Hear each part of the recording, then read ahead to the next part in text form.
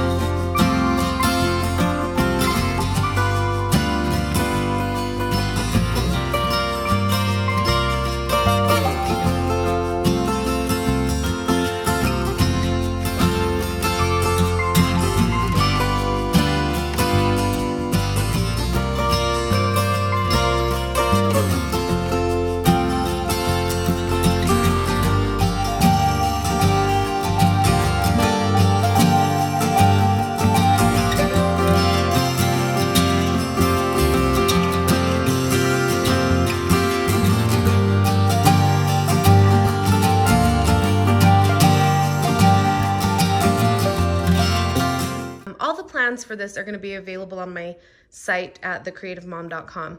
So here's where our fireplace is going to go, and then our TV is going to go up here. So I built it in two sections. I built this bottom portion, and then I built the top portion. So let me kind of walk you through how the bottom is, and then I'll show you the top.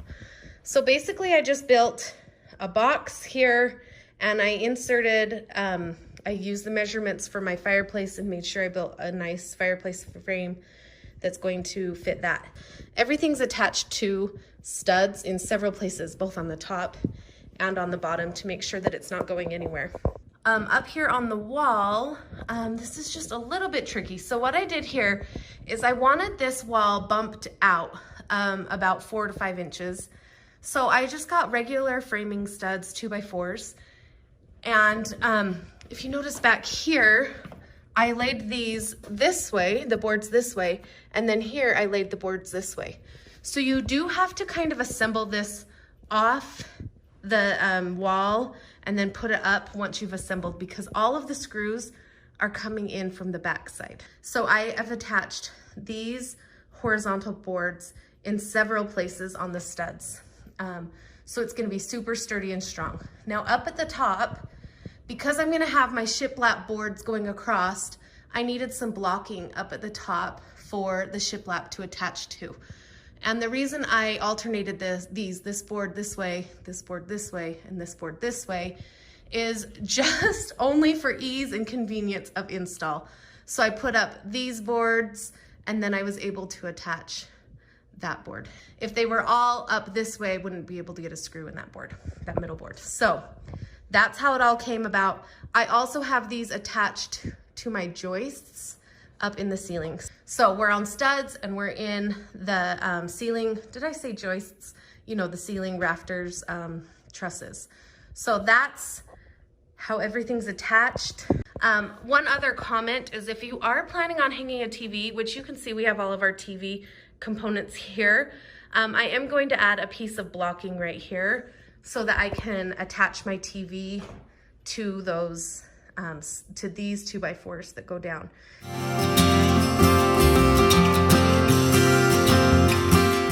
All right, I'm at the Home Depot. I'm picking up my shiplap. This shiplap's about 1/2 inch by 6 inches by 8 foot.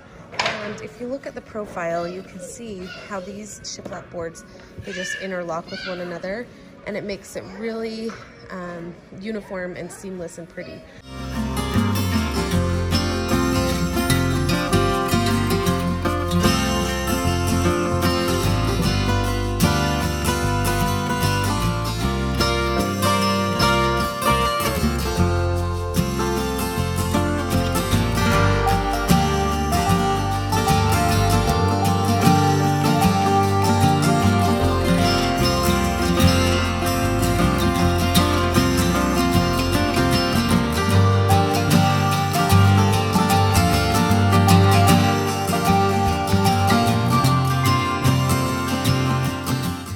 All right, I wanted to stop with the shiplap so I could show you guys what we've got going on before we get too far. So you'll notice here, here, here, and here, I did half pieces of shiplap.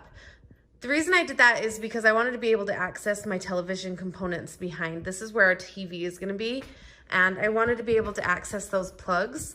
It also saved a little bit on materials. I did do a full shiplap piece across here, and the reason I did that, there's 2 reasons.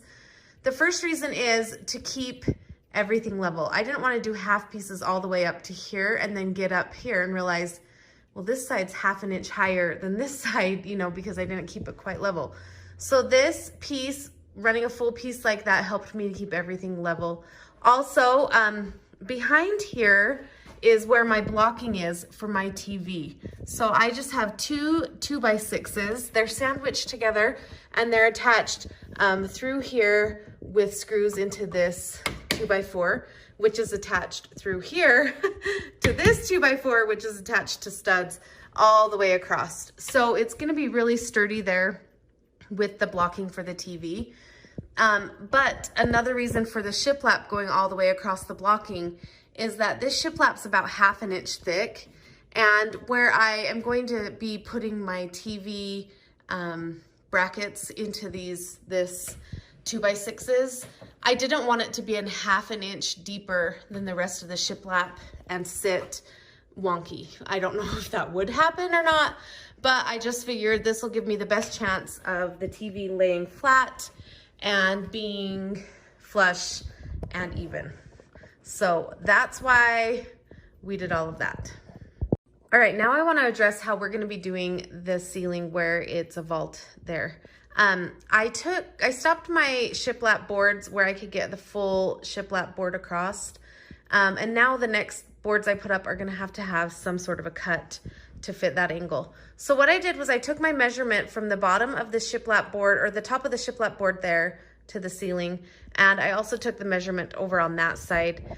I started on this side and I created, because we have to start bottom to top, of course, with the shiplap, and I created this little template just out of a scrap piece of the shiplap.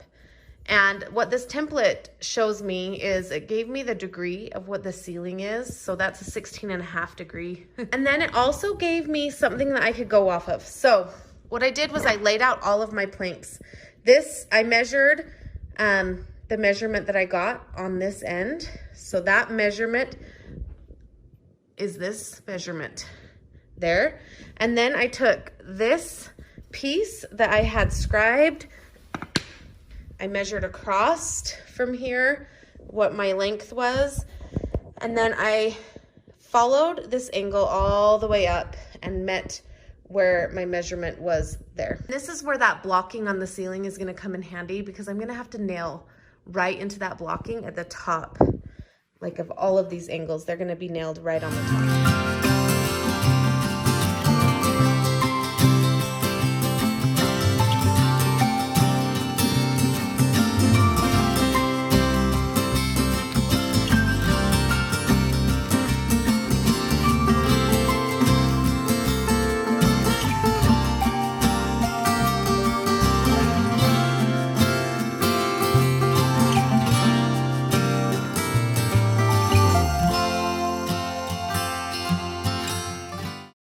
We got our fireplace and slid it in just to double check that we liked the way it's looking and how it's fitting and everything, and we do.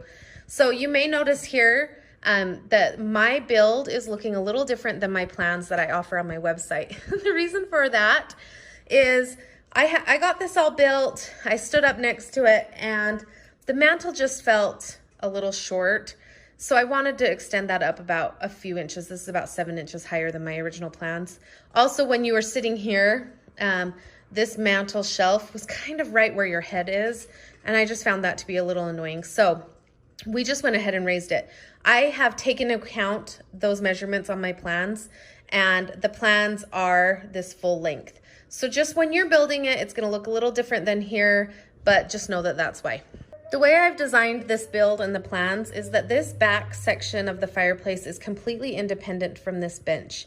If you don't want to build the bench, you do not have to. This little hearth for the bench. If you like it, you can add that, but it is completely separate and optional. So let me just show you how we framed that out. We used pocket holes here. Actually, I just toe-nailed that into this 2x4 here, which is into the subflooring there. And then this 2x4 goes across. We attached it from the back there, and then also from the front here. Don't mind these holes, I mismeasured. Anyway, that's how the fireplace bench, the little hearth, is framed up. I also added a couple of just scrap pieces here for blocking, because when I face this, I'm not sure what I'm going to use yet. Maybe some brick paneling, maybe some shiplap. I don't know. But I'm going to need something to attach that paneling to. So I added this blocking here specifically just for that support. And then I did the same thing on the other side. Anyway, that's the bench piece. All right, we're ready to put in our mantelpiece and then also our hearth, our bench seat. I've just been racking my brain trying to figure out what we could use. I thought about maybe wrapping some 1x material around. I don't know, it just felt a little wonky to me. So let me show you what I decided. All right, we're in my laundry room. A couple of years ago, I built this laundry basket shelf. It's been really great. We've loved it. I have plans for that on my blog.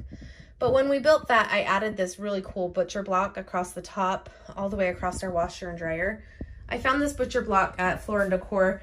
It's 1.5 inches thick by 25 across and 8 feet long. Nobody ever sees it. It feels like such a waste of such a beautiful countertop.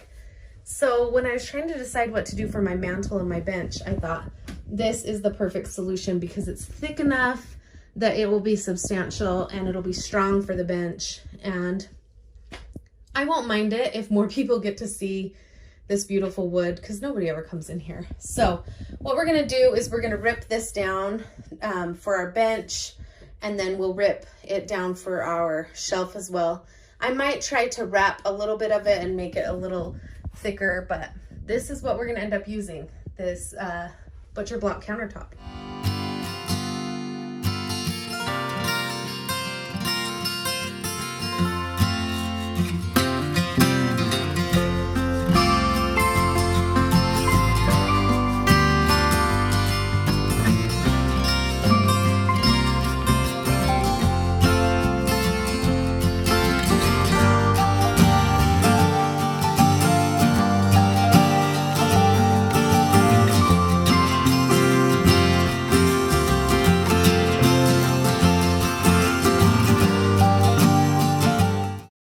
A couple of things to note on this brick sheeting. If you notice how I cut the seam between, it's not perfect, but I'm going to add some wood filler or grout or something there. But if you notice, I kind of did an interlocking so that when they came together, it wasn't just like a piece of brick against a piece of brick, because you would definitely be able to see the seam in that brick. And I just always think it looks a little, not as professional. I mean, it is brick sheeting, but still we want it to look good.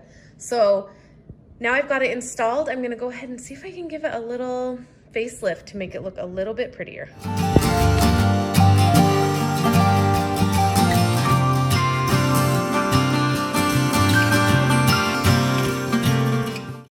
Okay, I'm getting the trim that I need for around my shiplap. So I'm gonna go with this. It is PVC, and mostly I'm going with that because honestly it's cheaper. So we're gonna get a couple of those.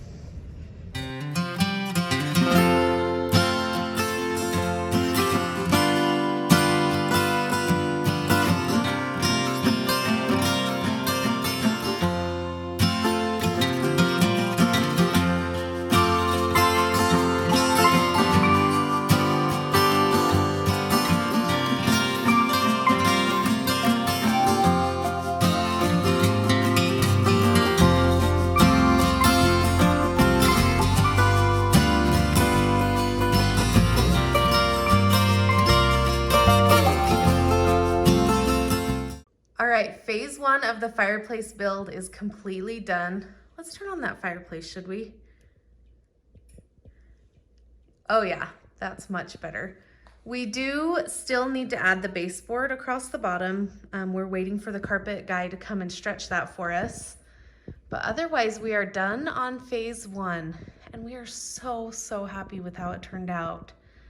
It is just cozy and beautiful, and we just love it. So phase 2 is going to be where we build bookshelves up here. That's why I haven't put away my tools yet, but we'll have bookshelves on both sides. And that's why everything on the edge is still raw, because we're gonna butt right up against with the new bookshelves. So follow along, we'll be doing that next. But thanks for following this build. If you have any questions, leave them in the comments. All the building plans for this are on my website, thecreativemom.com, along with step-by-step tutorials and photos. And I hope you like this build. Subscribe if you liked it. Let me know what you think in the comments.